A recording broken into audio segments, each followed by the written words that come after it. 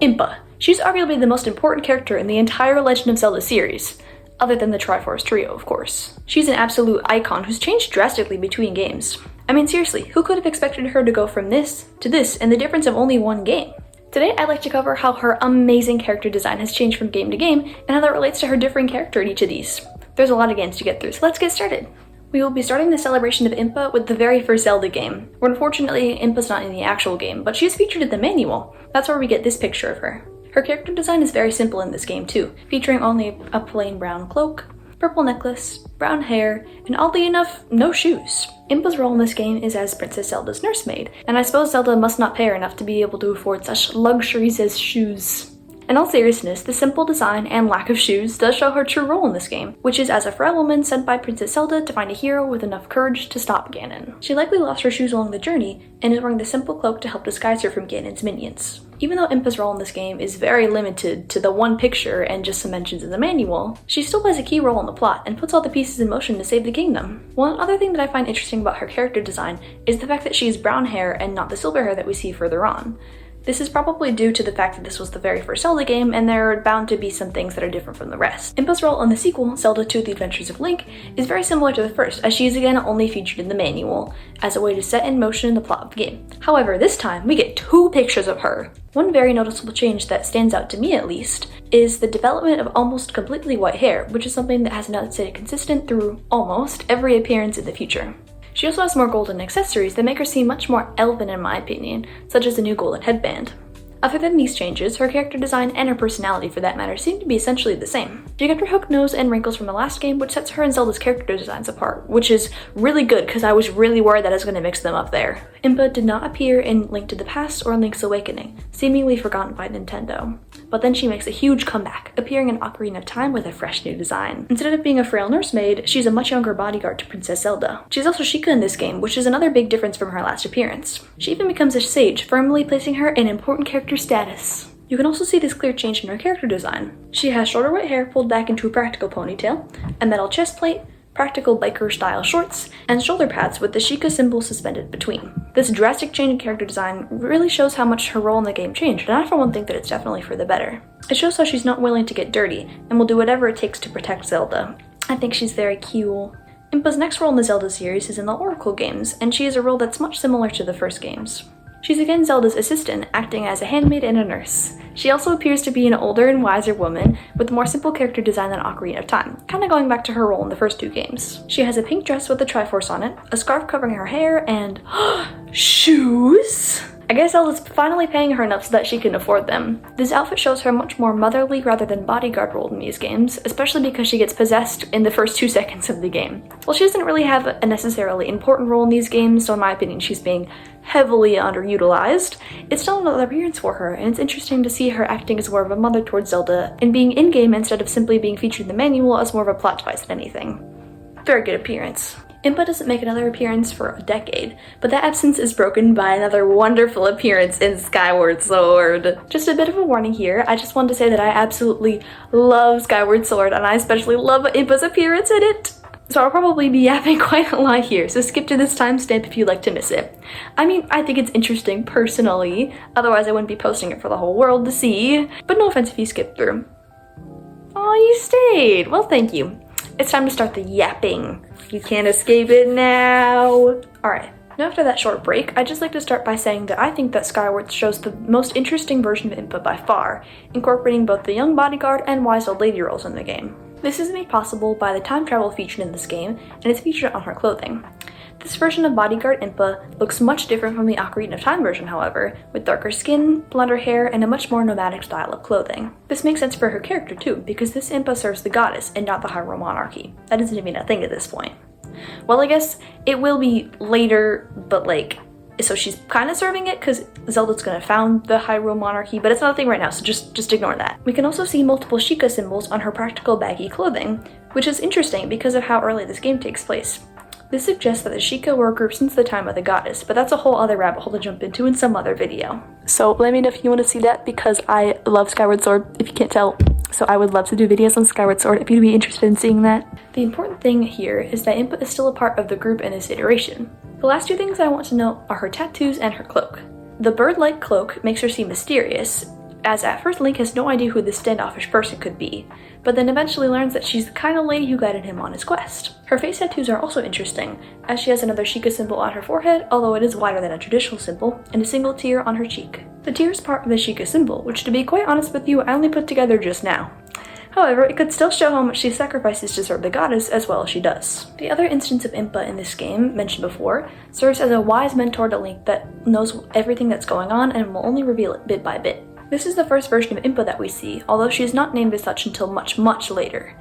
Instead, she's at first simply titled Old Woman. She wears a cloak with a very tall point at the top, making her seem much taller from a distance and shorter closer up.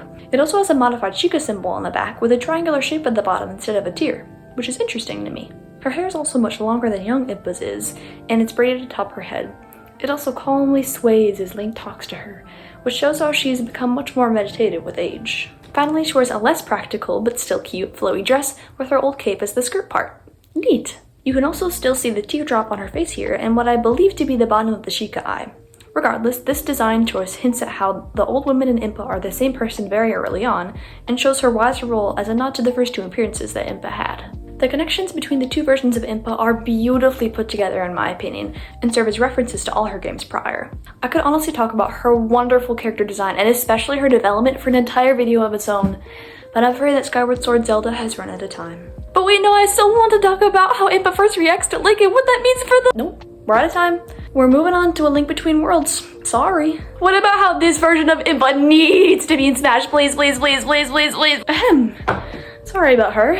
While I do very much agree that Impa should be put into Smash, especially the Skyward Sword version of her, it's time to cover A Link Between Worlds. This game has been at the top of my to-play list for a while, so I do apologize if any information on Impa in this game is incorrect. For some reason, I couldn't find much info on her, but of course we can still go over her character design. One prominent feature of her design that stands out to me at least is her purple hair, which is very different from any Impa in the past. You can also see these gold bands in her hair, which look a lot like the elven-like bands that she wears in Zelda 2 as well. She also wears a brown cloak that's similar to hers, and is hunched over with the hook nose. I mean, hey, no judgment. I think that big noses look cool, and I am not one that can judge anyone else's posture. I usually look like a cooked shrimp, so you will get no judgment from me, girl. I do just think that it's interesting how much she resembles Impa from Zelda 2. I mean, yes, they are the same character, but as we've seen, the design can change drastically between games. This Impa does have more detail than the Zelda 2 Impa, however, with the blue sash, hat, and belt. These distinctions make sense for her character because she does play a bigger role in the story than Zelda 2 Impa. She is, for one, actually in the game, and is also the descendant of one of the 7 sages. She also offers guidance to Link throughout the game, which is very helpful. So if you can look past her scowling demeanor, Impa's actually a pretty interesting character in this game, design-wise and character-wise. In Breath of the Wild, Impa is wearing the typical Kakariko garments, with the red and blue accents on a tan-colored kimono-style dress. She's a simple necklace on, similar to the first 2 appearances of Impa, and an interesting conical-shaped hat. This style is prevalent in many Asian countries, which makes sense as the Sheikah in this game are inspired off of ancient Japan. The hat also has metal bits with the Sheikah eye hanging off that could possibly be used in battle. While it would be very interesting to see this version of Impa in combat, unfortunately we never get to see this. Regardless, the hat and the metal eyes make her seem very important in the village, showing her role as chief even through her design. Impa also returns in Tears of the Kingdom, the sequel to Breath of the Wild, with a slightly changed appearance to match her different role in the game. She switches her dress to a pair of pants and a shirt, plus an interesting looking walking stick and a different hat. In fact, the hat she wore in Breath of the Wild was given to her granddaughter, Paya. This makes sense because Impa gave her title of chief to Paya in order to live a more nomadic lifestyle to find the geoglyphs scattered across Hyrule. Her new clothes match this too, as they are much more functional than what she wore in Breath of the Wild. The cloth that stretches down her new hat instead of the dangly metal bits probably serve as protection from the sun, and overall just looks cooler. In my opinion, I think that this change for Impa is good, as it shows us a new free side of her that doesn't have that many huge connections to the plot. I think it's interesting, especially because in history, people don't usually just give up their power, so it's nice that Impa recognized that the Sheikah could use someone younger as their leader in this new time of change and reconstruction. I do just have a tiny interlude before our 2 last iterations of Impa that I'm going to be covering. Her name is Navi, by the way, which I think is perfect in a Zelda video. Do you like being on camera? Wait, kiss her head. Mwah. Thank you. We have one last win for Impa as she returns in the newest addition to the series, Echoes of Wisdom. She's an older woman in this game again, and she looks so sweet in this art style. She seems so cute and somehow powerful at the same time. I think it's really well done. Her hair is tied up practically, has a simple but effective outfit, and a walking stick. Don't underestimate her though, as we can see her fighting in this game. My favorite part about her character design is her earrings though, because not only do they tie the whole design together, but they give her a connection to Zelda and the Hyrulean family with the color and style. It shows us she's connections to them, being Zelda's nursemaid again. That's still such a weird word, just choose nurse or maid, or just make a new word for that matter. Don't just squish the two together, geez. Now there is one more version of IMPA that I unfortunately need to cover, and that is the CDI game IMPA. Now while I really just wanted to skip over her, unfortunately, I have a moral obligation to go over her. Absolutely wonderful design. Okay, let's go over this quickly. Old, robe, necklace, same as first two games basically, but now with the headband. I do actually quite like the headband as it gives her a bit of a modern flair, which makes sense with the more casual outfits in these games. She's again served as Zelda's nursemaid, and now guides her through her quest. Okay, that's time. Are we done? Can we be done? Finally, thank God. 10 seconds too many to spend on the CDI games. Maybe I shouldn't be so critical of these games because I've never even played them. But then I see something like this, and then I change my mind. I mean, let me know if they're worth giving a shot, but to be honest, I kinda doubt it. And that wraps up all mainline appearances of IMPA, plus the CDI games for some reason, and now her design and role has changed between each game. If you made it this far in the video, thank you so much for watching! IMPA is probably my favorite character in all of Zelda, so I really appreciated it. What's your favorite appearance of IMPA? Let me know in the comments. Anyway, I hope that you have an absolutely lovely day, and I'll see you next time. Bye!